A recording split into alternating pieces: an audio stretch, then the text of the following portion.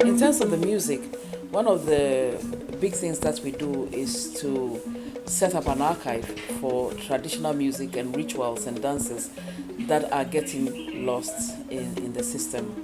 And so if there's a village that has some kind of ritual that they used to do, they call us, and we go over there and we film it and we put it down.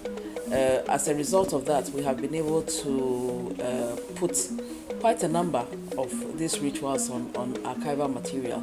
Now, our aim is not just to have it as a museum piece, but to make it open for people to be able to use it for research, for their own music, to try to see whether we can also link with bigger organizations who might be interested in it, who can fund some of these things so that the owners of the music can also make some money out of it.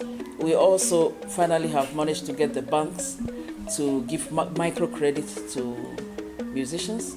It took us a long time to do that because not only did we have to educate the banks that it's okay to give microcredit to musicians, but it's also to educate the musicians themselves as to what it means.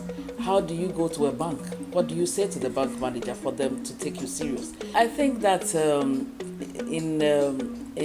if you read some of the thinkers of Africa who are writing, we write that if you lose your language or if you lose your tradition, in fact, you are lost. And this is happening in a lot of African countries, that they are losing their language and they are losing their traditions and stuff. Now, I have to emphasize that when we are doing this, it's not necessarily that we want to create a museum piece out of Africa. That's not what we are doing. What we are doing is that use your tradition as a stepping stone to modernity, and enhance what you have so that your children will know where they come from and where they are going to. And this is one of the things that we are doing. But apart from all that, we believe that the creative industry, as now everybody is talking about, has a lot of potential to put something into the economy of the countries. And we feel that we cannot leave our traditions behind when we are moving our creative industry into the 21st century. Yeah. So in working with musicians and working with the creative industry, it is to explain to them that you can be an artist, but you don't have to be poor. Okay? And you can create something and be able to move that something into a situation that will help you to also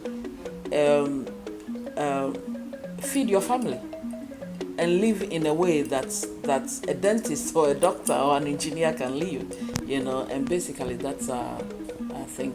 And also to get artists to be networking with other artists around the continent of Africa, and to enhance the work that they are doing, by seeing what is there, what conferences are there for them to attend, to hear what the world is doing.